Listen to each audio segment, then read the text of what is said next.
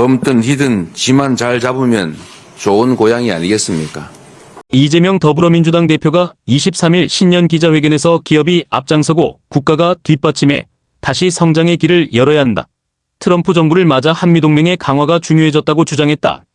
범야권의 유력한 차기 대권주자로서 국가 성장을 위한 실용주의를 표방하며 중도층 흡수를 꾀하는 소위 우클릭으로 풀이했는데요.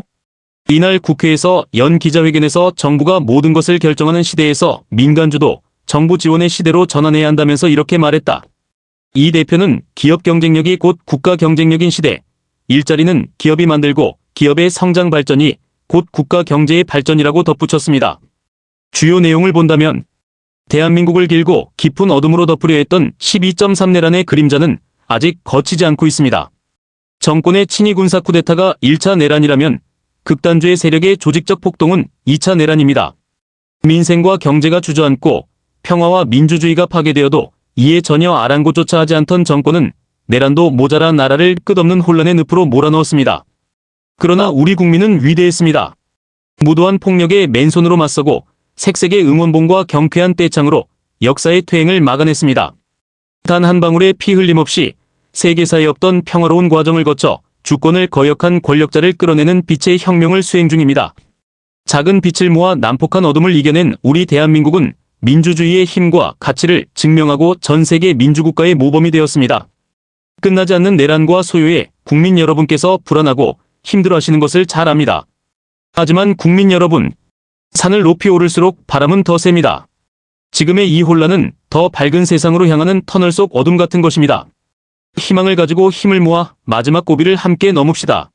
수많은 외세의 침략도 무자비한 군부 독재 군합발도 결코 꿀리지 못한 위대한 국민의 나라, 식민지에서 해방되어 산업화와 민주화를 동시에 이루고 선진국에 진입한 유일한 나라, 바로 위대한 대한민국입니다.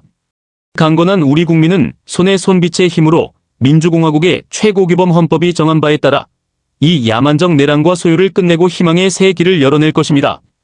위기 속에는 늘 기회가 있습니다. 위기와 혼란을 극복하고 변화를 통해 새로운 질서와 기회를 만들어가야 합니다. 그 길 끝에서 만나는 세상은 지나온 세상과는 온전히 다른 희망 세상일 것입니다. 기업이 앞장서고 국가가 뒷받침해 다시 성장의 길을 가야 합니다. 기업 경쟁력이 곧 국가 경쟁력인 시대, 일자리는 기업이 만들고 기업의 성장 발전이 곧 국가 경제의 발전입니다. 정부가 모든 것을 결정하는 시대에서 민간주도, 정부 지원의 시대에 그러한 시대로 전환해야 합니다. 민간의 전문성과 창의성을 존중하고 국제경쟁 최전선에서 분투하는 기업을 정부가 적극 지원해야 합니다. 첨단 분야에 대한 네거티브 규제 전환 등 기업 활동 장애를 최소화해야 합니다.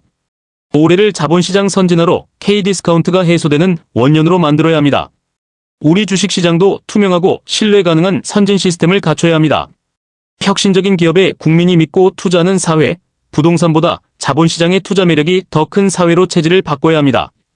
효율적 경영을 방해하는 비정상적 지배 경영 구조를 혁신하고 뚜렷한 경제산업 비전을 제시해야 합니다. 주식시장 선진화가 그리고 주식시장 활성화가 국민을 부자로 만드는 가장 쉬운 길입니다. 집중적인 미래투자로 신성장 동력 창출에 나서야 합니다. 올해 CES는 인공지능과 로봇이 결합한 휴머노이드 로봇 시대의 서막이었습니다. 다가올 미래에는 기존의 한계를 뛰어넘는 지능형 로봇이 산업 현장에 투입될 것입니다. AI 로봇 산업의 근본적 변화가 예고된 가운데 AI를 위한 반도체, 로봇 작동을 위한 소프트웨어 및 하드웨어가 미래의 먹거리가 될 것입니다. 바이오, 신약, 재생에너지 분야에서도 우리 기업들이 글로벌 경쟁에서 밀려나지 않도록 적극적인 국가 역할이 기묘합니다. 새로운 통상 환경이 펼쳐지고 있습니다. 신흥시장 개척, 적극적 세일즈 외교로 대한민국의 경제 영토를 확장해 가야 합니다. 트럼프 정부를 맞아 한미동맹의 강화, 전략적 경제 파트너십 강화가 더욱 중요해졌습니다. 변함없는 무역과 투자 파트너로 자리 잡을 수 있도록 반도체, 배터리 에너지 등 주요 경제 분야에서 협력을 더욱 강화해야 할 것입니다. 눈앞에서 현실화되고 있는 관세, 인플레이션 감축법 IRA, 반도체 법시 HIPS의 불확실성에 따라 수출 기업이 이불 불이익이 최소화되도록 각별한 노력이 필요하겠습니다. 전 세계로 확대되는 정치 극단화도 우리 사회의 심각한 양극화도 결국 경제 양극화가 원인입니다. 이미 존재하는 불평등과 양극화를 해소하는 것은 결코 쉽지 않습니다. 새로운 성장 발전의 공간을 만들어서 성장의 기회도 그 결과도 함께 나누는 공정성장이야말로 실현 가능한 양극화, 완화와 지속적 성장의 길입니다. 지난 2년 여간 윤석열 정권의 실정, 그리고 마침내 시대착오적 친위 군사 쿠데타 때문에 우리는 너무 많은 것이 파괴되고 상실되었습니다. 이제 회복과 성장이 이 시대에 가장 시급하고 중대한 과제가 됐습니다. 그런데 국민 여러분, 이념과 진영이 밥 먹여주지 않습니다. 검든 희든 쥐만 잘 잡으면 좋은 고양이 아니겠습니까? 탈이념탈 진영의 현실적 실용주의가 위기 극복과 성장 발전의 동력입니다. 새로운 성장이 진정한 민주공화국, 그리고 함께 사는 세상의 토대가 될 것입니다. 대한민국은 대전환의 시대를 맞이하고 있습니다. 2024 노벨 경제학상 수상자 제임스 로빈슨 교수가 이렇게 말했습니다. 한국은 세계 역사상 가장 위대한 성공 사례다.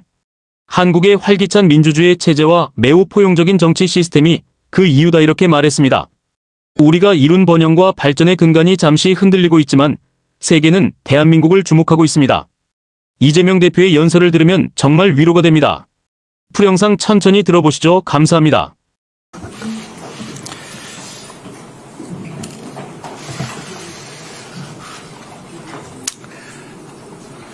존경하는 국민 여러분, 대한민국을 길고 깊은 어둠으로 덮으려 했던 12.3 내란의 그림자는 아직 거치지 않고 있습니다. 정권의 친위 군사 쿠데타가 1차 내란이라면 극단주의 세력의 조직적 폭동은 2차 내란입니다. 민생과 경제가 주저앉고 평화와 민주주의가 파괴되어도 이에 전혀 아랑곳조차 하지 않던 정권은 내란도 모자라 나라를 끝없는 혼란의 늪으로 몰아넣었습니다. 그러나 우리 국민은 위대했습니다. 무도한 폭력에 맨손으로 맞서고 색색의 응원봉과 경쾌한 떼창으로 역사의 퇴행을 막아냈습니다. 단 한 방울의 피 흘림 없이 세계사에 없던 평화로운 과정을 거쳐 주권을 거역한 권력자를 끌어내는 빛의 혁명을 수행 중입니다. 작은 빛을 모아 난폭한 어둠을 이겨낸 우리 대한민국은 민주주의의 힘과 가치를 증명하고 전 세계 민주국가의 모범이 됐습니다. 끝나지 않는 내란과 소요에 국민 여러분께서 불안하고 힘들어 하시는 것을 잘 압니다. 하지만 국민 여러분, 산을 높이 오를수록 바람은 더 셉니다. 지금의 이 혼란은 더 밝은 세상으로 향하는 터돌 속 어둠 같은 것입니다. 희망을 가지고 힘을 모아 마지막 고비를 함께 넘읍시다. 수많은 외세의 침략도 무자비한 군부 독재 군합발도 결코 꿀리지 못한 위대한 국민의 나라. 식민지에서 해방되어 산업화와 민주화를 동시에 이루고 선진국에 진입한 유일한 나라, 바로 위대한 대한민국입니다.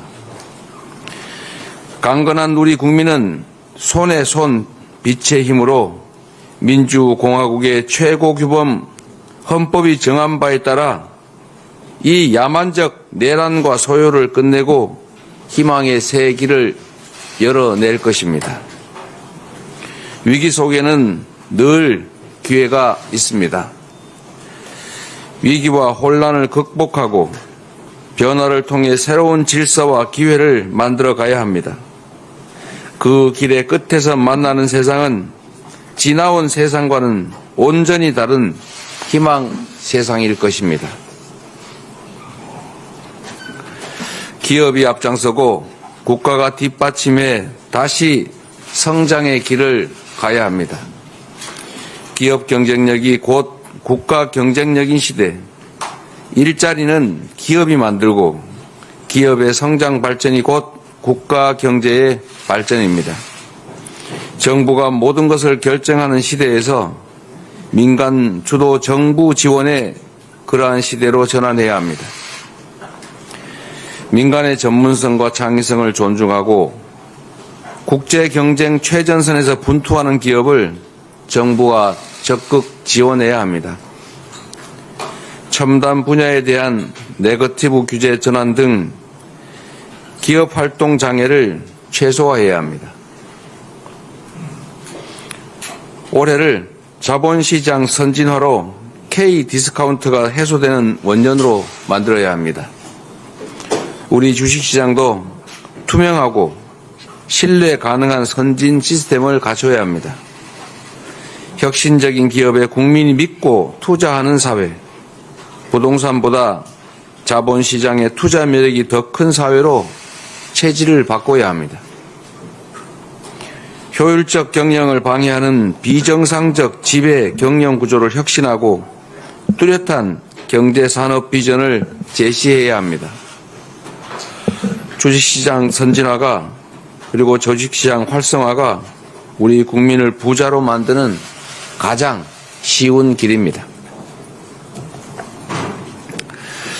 집중적인 미래 투자로 신성장 동력 창출에 나서야 합니다. 올해 CES는 인공지능과 로봇이 결합한 휴머노이드 로봇 시대의 서막이었습니다. 다가올 미래에는 기존의 한계를 뛰어넘는 지능형 로봇이 산업 현장에 투입될 것입니다. AI 로봇 산업의 근본적 변화가 예고된 가운데 AI를 위한 반도체, 로봇 작동을 위한 소프트웨어 및 하드웨어가 미래의 먹거리가 될 것입니다. 바이오, 신약, 재생에너지 분야에서도 우리 기업들이 글로벌 경쟁에서 밀려나지 않도록 적극적인 국가 역할이 기여합니다. 새로운 통상 환경이 펼쳐지고 있습니다. 신흥시장 개척, 적극적 세일즈 외교로 대한민국의 경제 영토를 확장해 가야 합니다. 트럼프 정부를 맞아 한미 동맹의 강화, 전략적 경제 파트너십 강화가 더욱 중요해졌습니다. 변함없는 무역과 투자 파트너로 자리 잡을 수 있도록 반도체, 배터리, 에너지 등 주요 경제 분야에서 협력을 더욱 강화해야 할 것입니다. 눈앞에서 현실화되고 있는 관세, IRA, 칩스법의 불확실성에 따라 수출 기업들이 입을 불이익이 최소화되도록 각별한 노력이 필요하겠습니다. 전 세계로 확대되는 정치 극단화도 우리 사회의 심각한 양극화도 결국 경제 양극화가 원인입니다. 이미 존재하는 불평등과 양극화를 해소하는 것은 결코 쉽지 않습니다. 새로운 성장 발전의 공간을 만들어서 성장의 기회도 그 결과도 함께 나누는 공정 성장이야말로 실현 가능한 양극화 완화와 지속적 성장의 길입니다. 지난 2년여간 윤석열 정권의 실정 그리고 마침내 시대착오적 친위 쿠데타 때문에 우리는 너무 많은 것이 파괴되고 상실되었습니다.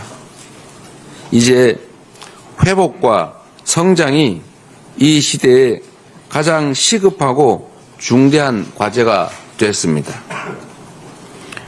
그런데 국민 여러분, 이념과 진영이 밥 먹여주지 않습니다. 검든 희든 지만 잘 잡으면 좋은 고양이 아니겠습니까? 탈이념, 탈진영 현실적 실용주의가 위기 극복과 성장 발전의 동력입니다.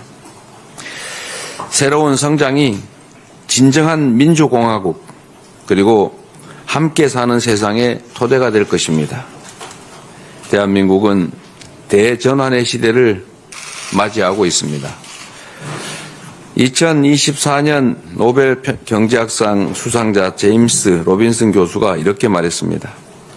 한국은 세계 역사상 가장 위대한 성공 사례다. 한국의 활기찬 민주주의 체제와 매우 포용적인 정치 시스템이 그 이유다. 우리가 이룬 번영과 발전의 근간이 잠시 흔들리고 있지만 세계는 우리 대한민국을 주목하고 있습니다. 김구 선생이 꿈꾸었던 문화강국 대한민국이 민주주의와 역동성, 회복력을 증명하며 세계 문화와 민주주의의 리더가 될 것입니다. 시간이 너무 더디고 일순간 역행하는 것처럼 보여도 역사는 전진합니다. 정치란 결국 주권자인 국민이 하는 것이므로 도도한 역사의 물줄기는 그 누구도 막을 수 없습니다. 회복과 성장으로 다시 대한민국, 위대한 대한민국은 다시 우뚝 설 것입니다. 위대한 대한국민은 다시 시작할 것입니다. 고맙습니다.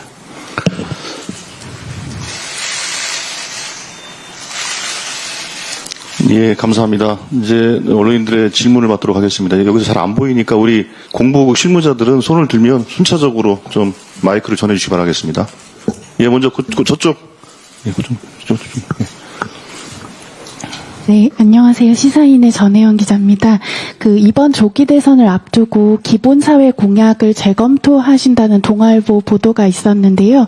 불과 5개월 전인 작년 8월에 민주당 강령에 기본사회 실현이 명시가 됐는데 이 보도가 맞다면 정치인으로서 철학을 좀 너무 빨리 바꾸시는 것은 아닌지, 그리고 원래 기본소득도 주장을 하셨는데 대표님 여전히 기본소득론자가 맞으신지, 만약에 기본소득론자시라면 그 재원은 토지 배당 같은 증세로 마련하실지 국채 발행으로 마련하실지 궁금합니다. 세상에 해야 될 일은 산더미 같이 많은 것이고 정책이란 어떤 것은 하고 어떤 것은 안 하고가 아니라 어떤 것을 더 우선할 것인가 하는 선택의 문제입니다. 우선순위 문제에 있어서 지금 대한민국이 너무 많이 부서지고 너무 많이 어려워졌습니다.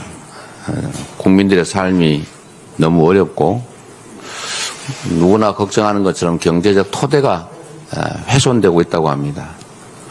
지금은 나누는 문제보다 만들어가는 과정이 더 중요한 그런 상황이 됐다고 판단이 됩니다. 인공지능 시대에 기본적 삶이 보장되는 사회라고 하는 것은 아마도 피할 수 없는 역사적 흐름이 될 것입니다. 그러나 지금은 경제적 안정과 회복 그리고 성장, 이 문제가 가장 시급한 상황이 아닌가라는 생각이 들고 있어서 그 문제는 심각하게 고민 중인 정도라고 말씀드리도록 하겠습니다. 예, 감사합니다. 다음 질문 하겠습니다. 예. 요쪽에 먼저 하실까요? 전자신문. 예. 네, 전자신문 최기찬 기자입니다. 지지율 얘기를 안 할 수가, 당 지지율 얘기를 안 할 수가 없는데, 사실상 지지율이 비상계엄 이전으로 돌아갔는데, 그 이유는 무엇이라고 생각하시는지 여쭤보고 싶고요. 지금 당대표 연임 도전 당시부터 오늘까지도 이제 성장론, AI, 과학기술 투자를 통한 미래 신산업 육성, 이것들이 해답이라고 보시는지 여쭤보고 싶고, 또 하나는 어제 주한 미국 대사들이 만나면서 자유민주 진영이라는 표현을 좀 사용하셨는데, 트럼프 2기 출범 이후의 세계 질서 속에서 한미 동맹 강화 등에 대한 의지를 드러낸 것으로 봐도 되는지, 그렇다면 트럼프 시대에 대비하는 민주당의 첨단 산업 육성 전략은 무엇인지 좀 궁금합니다. 네, 질문은 아주 훌륭하십니다. 그런데 너무 많은 것이 들어있어서 일부만 답을 하게 될 것 같아서 양해를 부탁드립니다. 가장 우선적으로 아마 지지율 조사 결과에 대해서 관심이 많은 것 같습니다. 그것도 국민들의 뜻이니까 저희로서는 겸허하게 수용할 수밖에 없습니다. 그리고 저희가 생각하는 것은 윤석열 정권에 대해서 이제 체포 구속이 되고 탄핵 심판이 순조롭게 이루어진다고 보는 우리 국민들께서 이제 우리 민주당에 대해서 더 큰 책임과 역할을 요구하고 기대하는 것이 아닌가 이런 생각을 합니다. 더 낮은 자세로 겸허하게 책임감을 갖고 임하는 것이 우리 민주당이 해야 될 일이라는 그런 생각을 하게 됐습니다. 한미동맹에 관한 문제는 지금 전 세계적으로 자유민주 진영 또 민주주의의 가치를 공유하는 진영과 그 또 다른 진영들의 대결과 대립이 격화되고 있습니다. 대한민국은 자유민주 진영의 일원으로 큰 도움과 지원을 받고 그 속에서 성장해 왔습니다.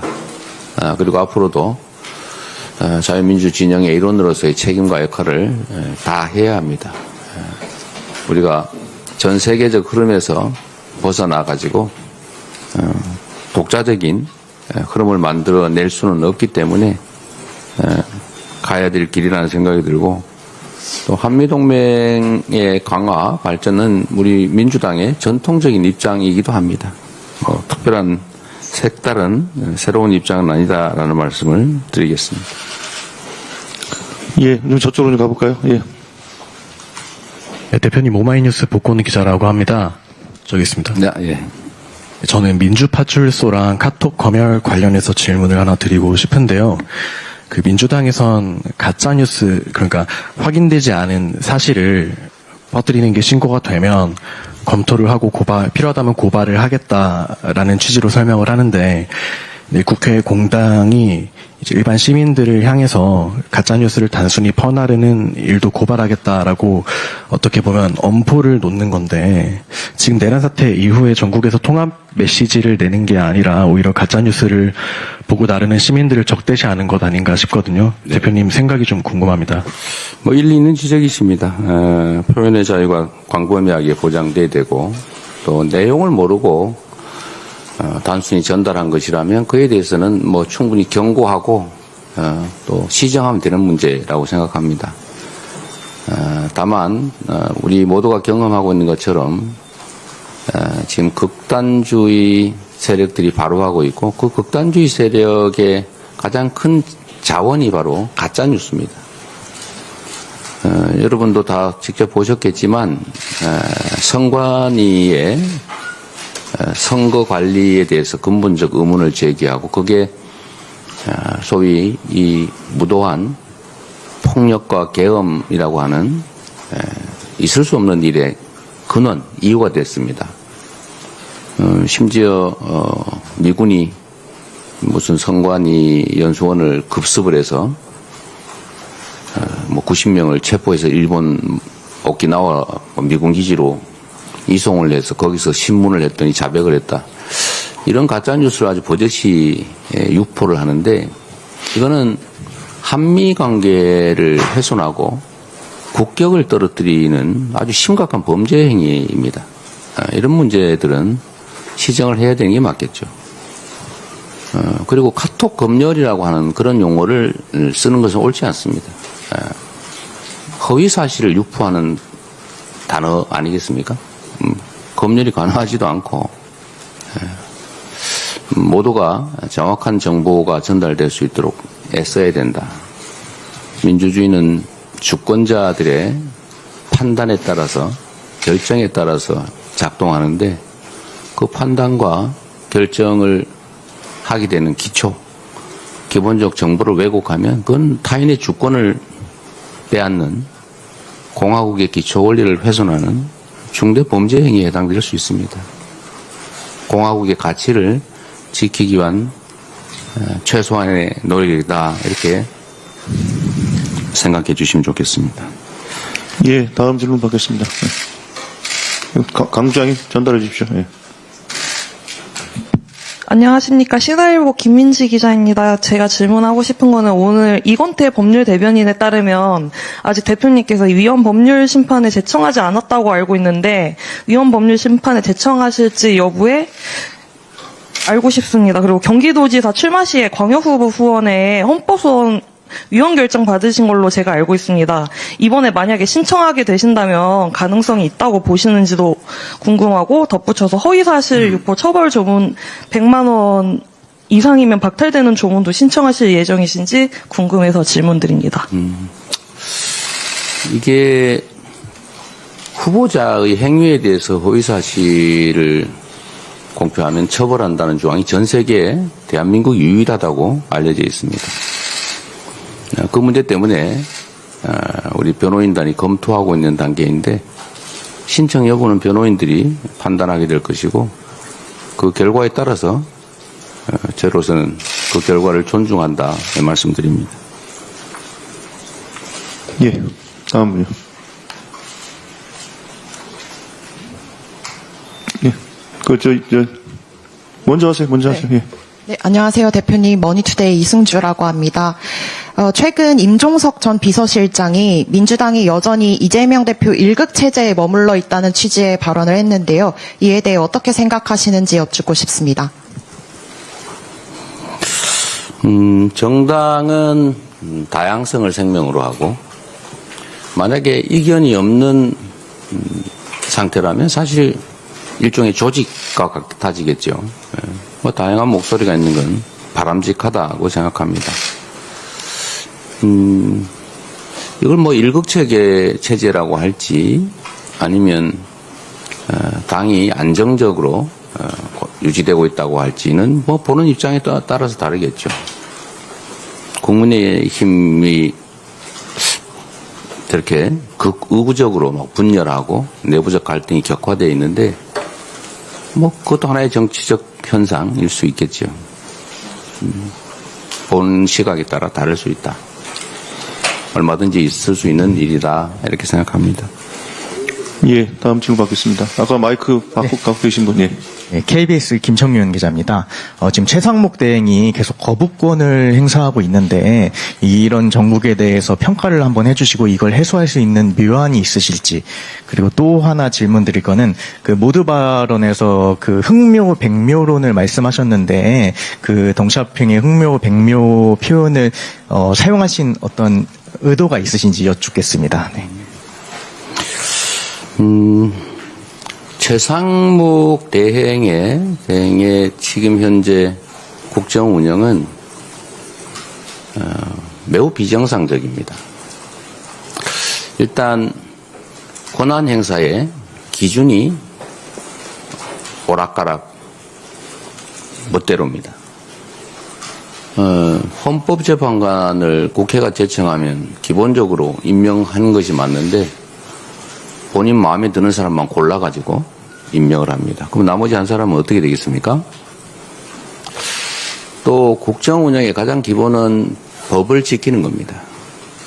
마음에 들든 안 들든 상설특검 지명 의뢰는 법률이 정한 의무입니다.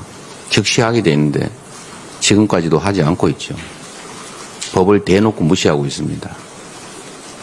그러면서도 또 본인에게 유리한 권한을 함부로 행사합니다. 마구 거부권을 남발하고 있죠. 또 경제가 지금 매우 심각하다고 말하면서 경제 안정을 위한 실제 필요한 조치는 하지 않고 오히려 경제 안정을 해치는 행위를 하고 있습니다. 경제는 안정성이 중요하고 안정성의 핵심인 예측 가능성은 우리가 정한 규칙을 존중하는 데서 나오는 것입니다. 그런데 우리 최상목 대행은 말씀드린 것처럼 법을 기본적으로 지키지 않습니다. 그리고 추경이 필요한 걸 사실상 인정하고 있는 걸로 아는데 끝까지 지금 안 하고 있습니다.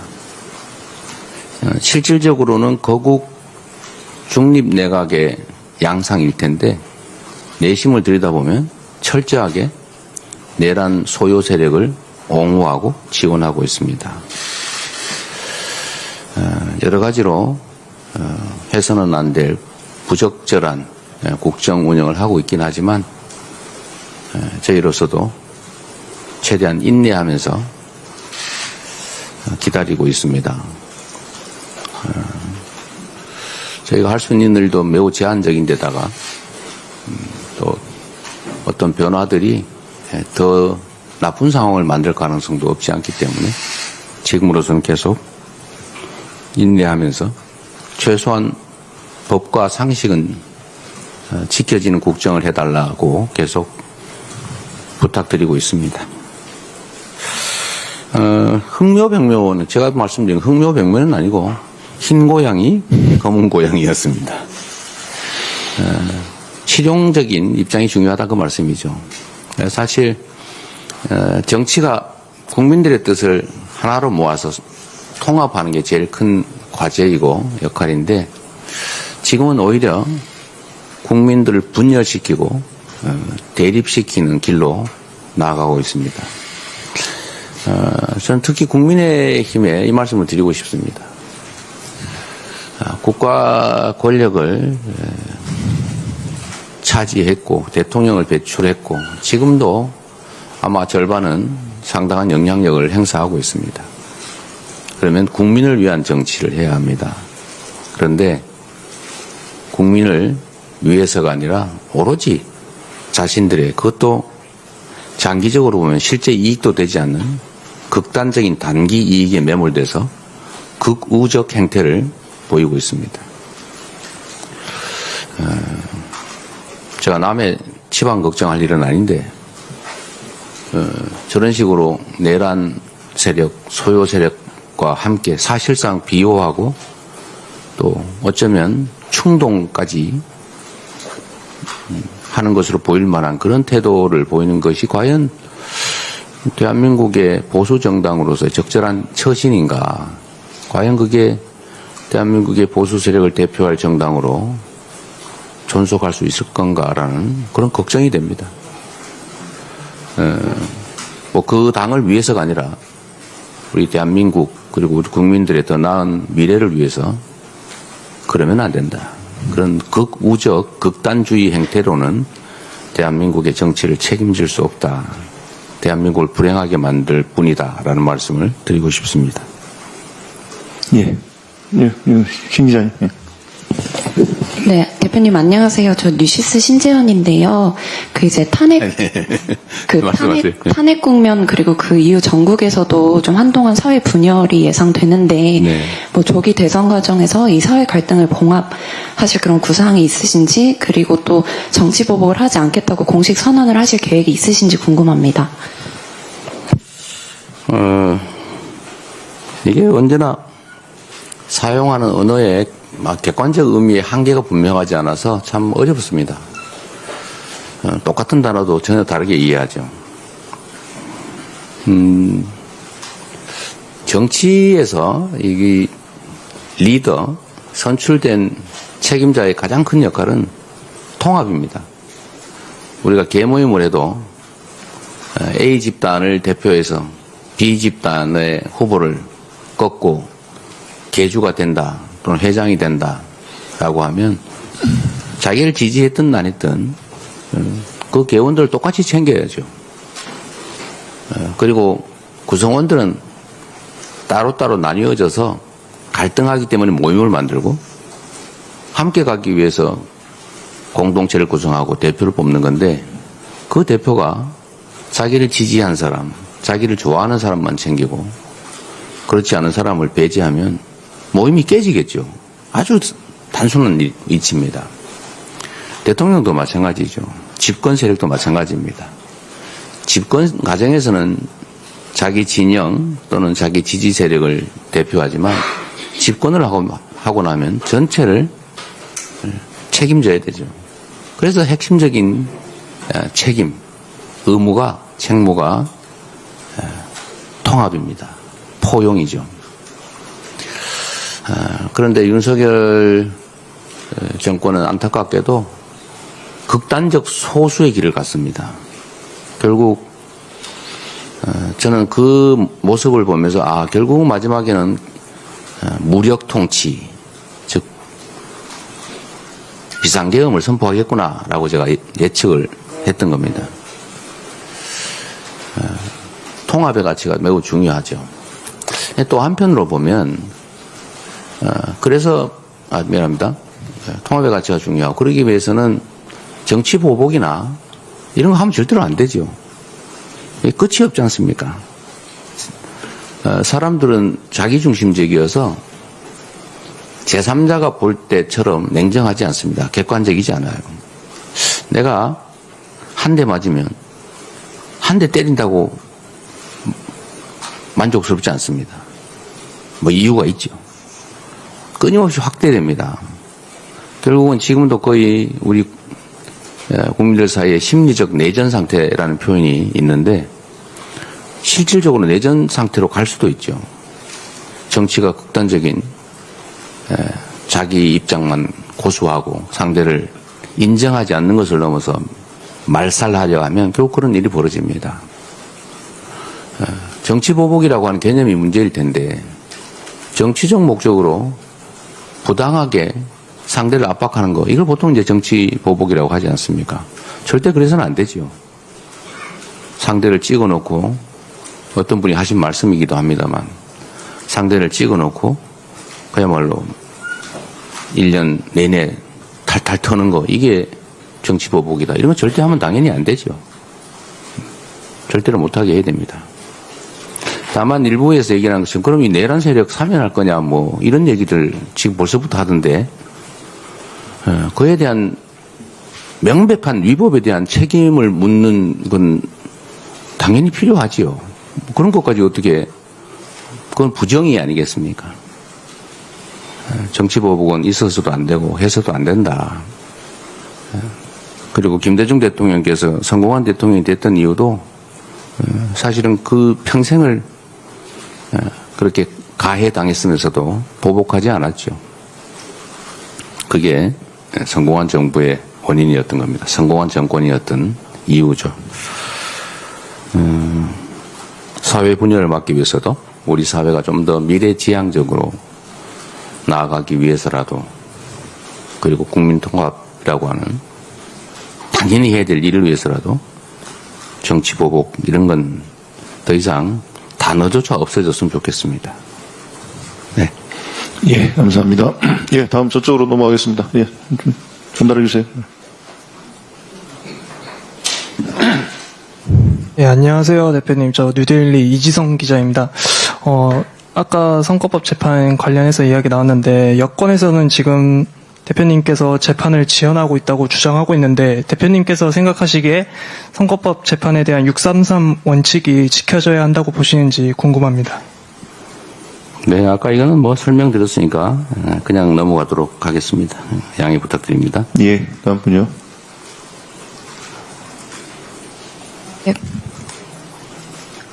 경기신문 김한별 기자입니다. 대표님 말씀하신 대로 이제 비상계엄 여파와 트럼프 정부의 출범으로 전략적 경제 파트너십의 강화가 매우 중요한 시기인데 김동연 지사가 트럼프 2기 정부를 상대하기 위해서 경제 정권대사 방안을 제시한 것에 대해 어떻게 보시는지 또 당 차원에서 검토할 생각이 있으신지 궁금합니다. 경제정권대사가 어떤 역할을 하게 될지 또 미국 정부와 협의가 돼야 될 텐데 그 협의가 가능한지 좀 더 알아봐야 될 것 같습니다. 뭐 필요한 일이고 또 미국 정부와 협의가 잘 된다면 당연히 해봐야 될 또 시도해 볼 만한 가치가 있는 그런 일이라고 생각합니다. 예, 네, 다음 분요. 아무나 하세요. 예, 예. 프레시안의 박정현 기자입니다.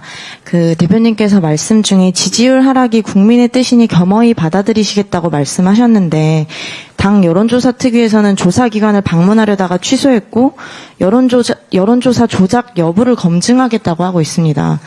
당의 행보는 지지율 하락 원인이 여론조사 기관에 있는 것 같은 인상을 주는데 지지율 하락 원인에 대해서 어떻게 분석하시는지 조금 더 듣고 싶고 한 가지 더 질문드리고 싶은데 여성 청년들이 말씀하시는 응원봉을 들고 탄핵 광장 선봉장에 섰는데 사회적 약자들을 위한 정책적 방향은 어떤지 듣고 싶습니다. 세부적 정책은 추후에 좀 말씀을 드릴 기회가 있을 것 같습니다. 여론조사 관련된 입장은 아까 말씀드렸던 것으로 대치하기로 하고 다만 명태균 씨가 지금 조사받고 있는 그 사례 실제로 이제 여론조사 조작으로 지난 대선, 경선 또는 본선에 일정 정도 영향을 미쳤다, 또 조작이 있었다고 하지 않습니까? 그 책임을 묻는 수사가 진행 중이기도 합니다. 뭐 이런 조작이 없었다고는 할 수 없기 때문에 뭐 거기에 이제 주력하자는 건 아니고, 다만 너무 지나친 의도적, 고의적 행위가 있다고 보여지면 뭐 그걸 알아보고 싶은 것도 아니었나 이런 생각이 듭니다만, 주된 목적은 거기에 있지 않습니다. 여론조사가 이렇게 우리의 예측과 벗어나서 나오고 있는데 우리에게 어떤 부족함이 있는지, 또는 뭐 국민의 기대치가 어떻게 변화하고 있는지, 이런 것들을 저희가 좀 알아보자는 것이죠. 아까 말씀드렸던 것처럼 뭐 이런저런 분석이 있긴 합니다만, 저희로서는 우리가 항의하는, 저항하는 야당, 소위 약자의 입장이었다라면 지금은 어쩌면 그 강자가 제거된 일종의 갑의 위치, 우월적 위치에 있다고 보고, 우리 국민들께서 민주당에 대한 기대가 매우 더 높아졌거나 아니면 민주당에 대한 요구 수준이 달라졌을 가능성이 있다라고 저희도 내부적으로 보고 있고, 거기에 맞춰서 우리도 더 낮은 자세로 더 책임성 있게 우리 역할을 재정립해야 되는 거 아니겠느냐. 정책의 방향이나 뭐 이런 것들도 좀 심각하게 좀 재점검해야 되지 않겠냐는 생각을 하고 있습니다. 예.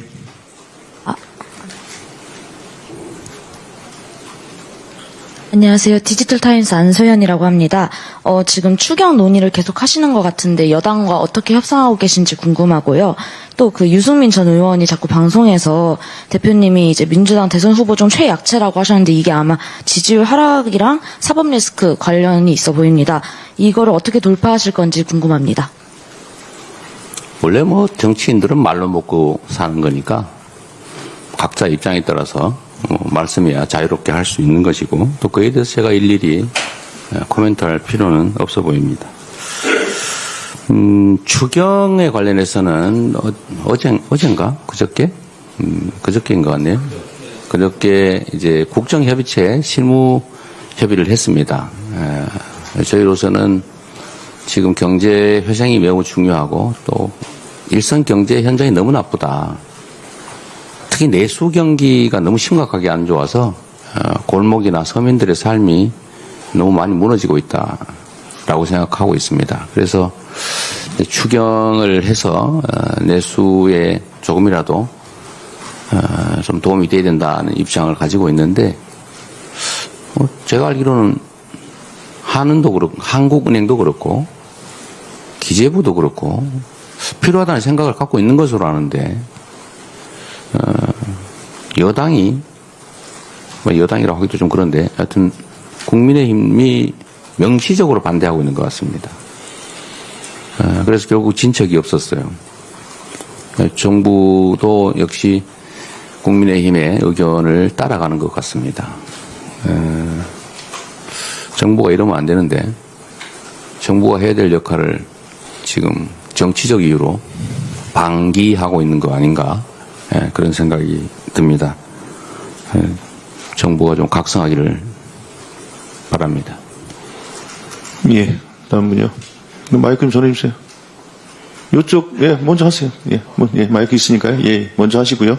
예, 앞에 있습니다. 네, 안녕하십니까. 저 조선일보 김상윤 기자라고 합니다. 정치권에서 최근 개헌 논의가 나오고 있는데 이에 대해 어떻게 생각하시는지 궁금합니다. 지금은 내란 극복에 집중할 때라는 게 제 생각입니다. 개헌 내용에 대해서는 제가 지난 대선 때 제 입장, 또 당의 입장을 설명드린 게 있으니까 참고하시길 바랍니다. 예. 다음 질문 받겠습니다. 예. 말씀하십시오. 대표님 안녕하십니까. 저 데일리안의 김찬주 기자라고 합니다.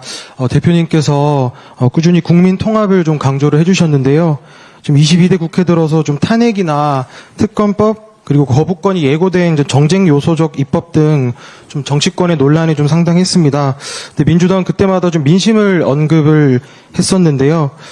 이에 어떤 국민은 좀 호응을 했고 또 어떤 국민은 반발을 했습니다.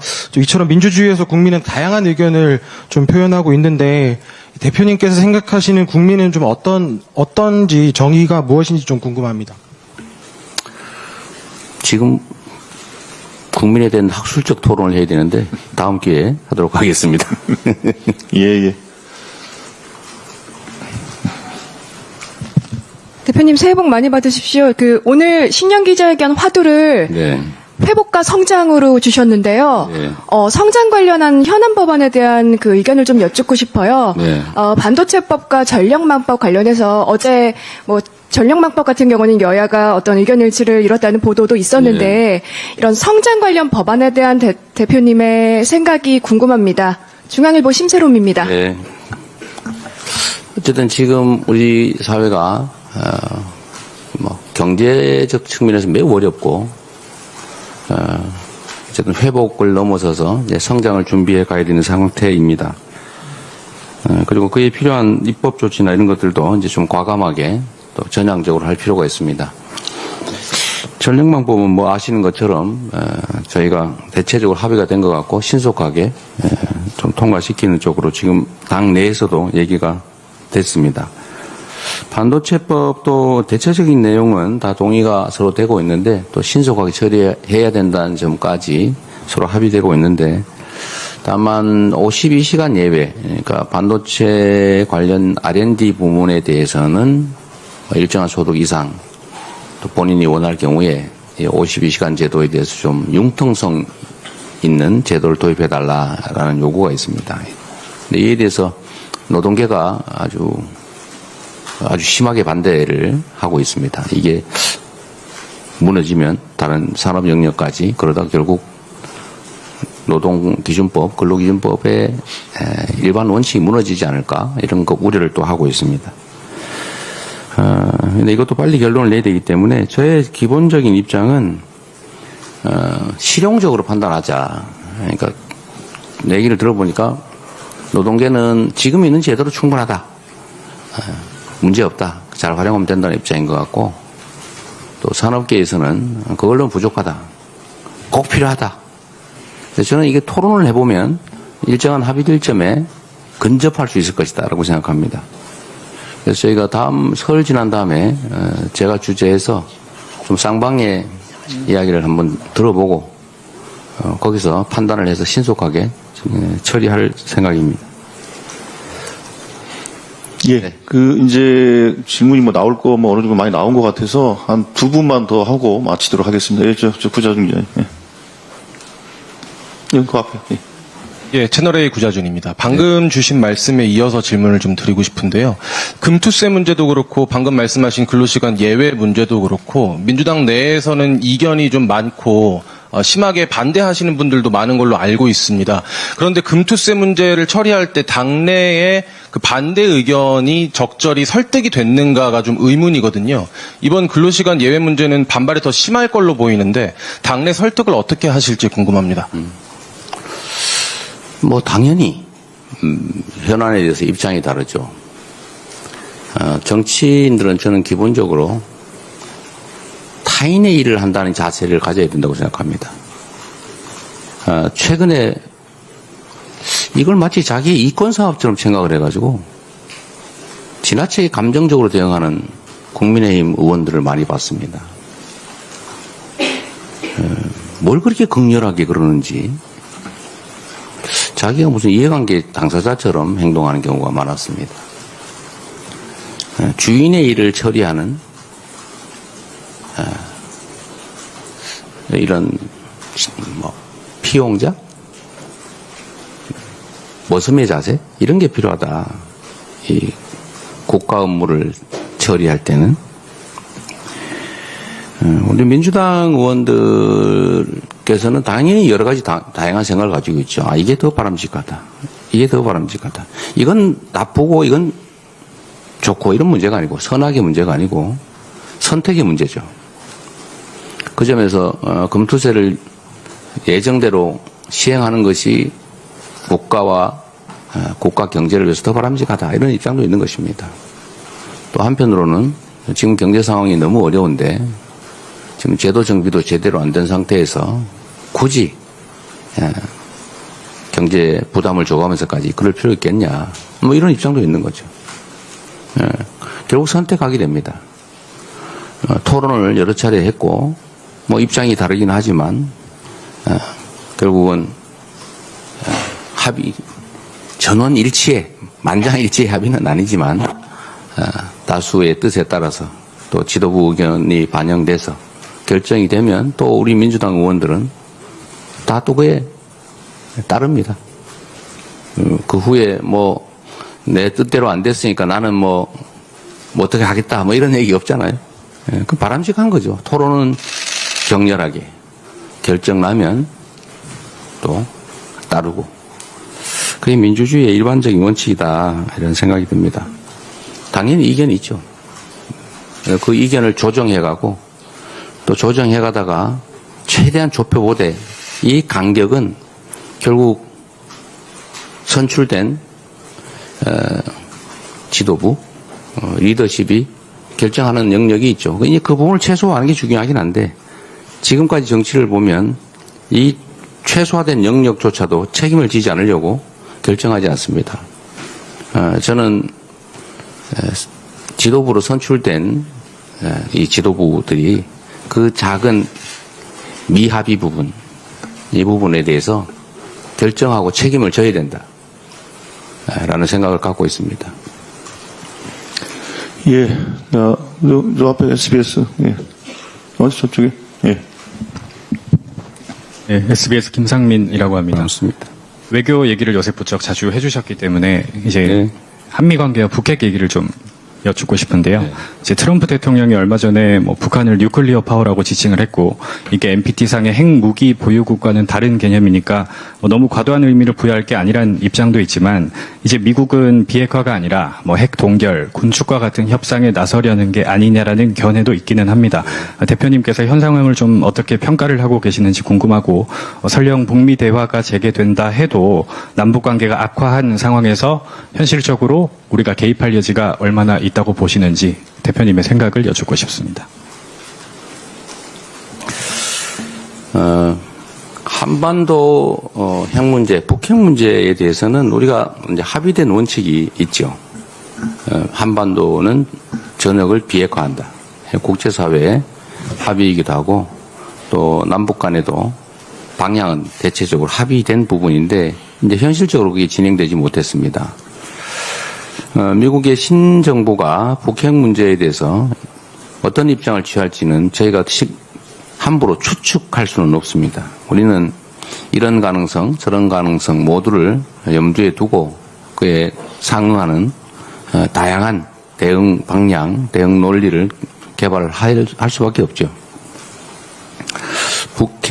북한의 핵무기를 공식적으로 인정할 것이냐, 핵보유국으로 인정할 것이냐도 아직 미국 정부의 입장이 정리된 건 아닌 것 같습니다. 어떤 발언의 표현 하나와 미국 정부의 공식 정책, 이게 지금은 약간 혼선이 있는 상태라고 보여집니다. 우리는 뭐 어떤 경우도 대응할 수 있도록 준비해야 되겠죠. 북미 대화가 재하게 될 경우 이제 우리 대한민국의 패싱 가능성, 이 가능성이 매우 높고 사실 우려가 큽니다. 그러나 사람이 하는 일에는 다 해결 방법이 있습니다. 북한 역시도 남북 관계가 너무 극도로 경색되고 강대강 군사 대결 중심 구도로 가다 보니까 이제는 뭐 다시는 만나지 않을 적대국으로 선언까지 했습니다만 정치는 생물 아니겠습니까? 또 북한을 설득하고 또 대화하고 모두에게 이익이 되는 그리고 세계 평화에 도움이 되는 길을 함께 찾아가야 되겠죠. 우리가 강력한 국방력, 군사력을 기반으로 대북 억지력을 강화해 나가는 기본으로 그러나 그것만 가지고는 또 안 되기 때문에 또 한편으로는 대화하고 소통하고 서로 모두에게 도움되는 길을 찾아봐야 되지 않겠냐. 그렇게 생각합니다. 예, 아니, 이제 아쉽겠지만, 이제 그만 좀, 제가 2개만 받고 마치는 걸로 했으니까 그만 좀 마쳐야 될 것 같습니다. 혹시 그 대표님 또 마지막 마무리 아니, 말씀. 특별히 더 드릴 말씀은 없고. 예. 제가 말씀드릴 기회에 한 사람만 더. 아, 그럴까요? 예. 자, 그럼 이 앞에, 예, 질문하시죠. 예. 저 뒤에 안 보이는 분 어때요? 제가 한 분. 네, 마스크 끼신 분. 안 보여가지고 이 지명 기회를 놓쳤을 것 같아요. 우리 대변인께서 안 보이죠? 저 먼저 하겠습니다. 아, 그러세요, 그래. 네. 안녕하세요. TV조선 신경입니다. 얼마 전에 은행권 간담회에서 부정선거 관련 의혹을 보도해온 특정 매체 광고 지원을 거론하셨다는 보도가 있었습니다. 이에 대한 입장 궁금하고요. 또 조기 대선 가능성이 높은데 지금 170석 민주당 당대표로서 어떻게 대응하실 방침인지 여쭙고 싶습니다. 아, 두 번째가 뭐였죠? 네. 170석 민주당 당대표로서 어떻게 대응하실 방침인지. 뭐예요? 조기 대선 가능성이 높은 상황에서요. 네. 대선 얘기는 말씀드렸던 것처럼 지금은 내란 소요 사태 극복에 지금 중점을 둬야 될 시기여서 우리도 뭐 대선에 대해서 구체적 검토를 하거나 하고 있지 않다 해서 말씀드리기가 적절하지 않은 것 같습니다. 이것도 그때 은행장님들하고 농담으로 한번 해본 얘기고 그랬더니 그걸 또 어떻게 아셨군요. 네. 제가 이제 회의 끝난 다음에 제가 보기엔 그렇게 막 가짜 뉴스를 톱으로 싣는 이 신문이라기보다는 거의 뭐 저질 찌라시에 가까운데 이 내용을 알고 과연 광고를 했을까 그냥 궁금해서 한번 물어봤어요. 알고 지금 몰랐다고 그러더라고요. 그래서 그러시냐 그랬습니다. 네. 이거 이상하게 또 왜곡 안 해주시면 좋겠어요. 네. 예. 제가 뭐 압력을 넣다 이러시면 안 됩니다. 궁금해서 물어봤어요. 네. 네. 예, 아까, 저기 안쪽에 예, 분만하고 마치도록 하겠습니다. 예. 질문해도 될까요? 말씀하십시오. 네, 감사합니다. 안녕하세요. 저 조선비즈 이신혜 기자라고 합니다. 다름이 아니고 요즘에 그 효율적 경영을 방해하는 비정상적 지배 경영 구조를 혁신한다고 대표님 말씀하셨는데요. 예. 경영계에서는 민주당이 추진하는 상법 개정이 오히려 경영 부담을 키운다고 우려를 보이고 있습니다. 그래서 대표님 메시지와 정책적 내용이 좀 충돌한다고 볼 수도 있는데 어떻게 생각하시는지 좀 궁금합니다. 비정상을 정상으로 만드는 것은 필요한 일이죠. 비정상 속에서 비정상적인 부당한 이익을 얻고 있었다면 정상적인 상태에서 누군가가 얻었을 이익을 빼앗아간 겁니다. 우리 사회가 이제 세계 10대 경제 강국, 또 5대 군사 강국, 또 문화 강국으로 불리는 선진국인데 그런데 기업의 경영 방식을 들여다보면 다 아시는 것처럼 무슨 주식을 쪼개가지고 재상장을 하면서 기존 투자 소액 주주들 대부분을 이익을 빼앗아서 불평불만이 막 하늘을 찌르게 만들지 않습니까? 그래서 국장을 탈출해서 소위 서학개미가 되는 그런 악순환이 계속되고 있어요. 지금 해외로 직접 투자하게 된 주식 투자하고 있는 게 거의 뭐 100수십조가 된다고 해요. 근데 그 중에 뭐 정말 국내 주식시장이 참 마음에 안 들어서 국내 기업들의 행태가 마음에 안 들어서 가버린 부분이 절반쯤 된다고 하면 그것만 해도 수십조 아닙니까? 그러니까 그게 만약에 국내 주식시장에 남아 있었으면 지금 우리 주식시장이 이렇게 되지 않았겠죠. 그래서 이런 비정상을 극복하는 것은 개선하는 것은 네 편 내 편 가릴 게 아니라 해야 될 일입니다. 그냥 당연히. 지금 대부분의 저는 경영주들 소유와 경영을 동시에 하는 그런 경영주들이 비정상적 경영하지 않는다고 생각해요. 그러나 그 중에 극히 소수가 손에 꼽히잖아요. 이렇게 이상한 물적 분할 뭐 자회사 만들고 뭐 이러면서 재상장하면서 다 그 소액 주주들의 그 자산 가치를 다 빼앗아서 부당이득을 취하는. 그래서 정말 수천 수만 명, 어쩌면 수십만 명을 절망에 빠뜨리는 이거 범죄 행위 아닙니까? 이런 거 시정해야죠. 제가 기업 중심의 나라가 돼야 된다. 기업이 국가 성장 발전의 핵이다라고 말씀드린 건 맞는 말이에요. 기업을 지원해야죠. 그냥 기업의 범죄 행위, 기업의 부당 행위 이런 걸 지원하면 안 되죠. 그 나라 망칠 일 아닙니까? 저는 그게 서로 상충하는 게 전혀 아니다. 이렇게 생각합니다. 혹시 나중에 진짜 상충하는 게 있으면 좀 따로 알려주세요. 네, 고맙습니다. 예, 감사합니다. 이상으로 이재명 대표의 기자회견을 마치도록 하겠습니다. 함께해 주신 이재명 대표님 그리고 언론인 여러분들 감사합니다. 그래서 마치겠습니다.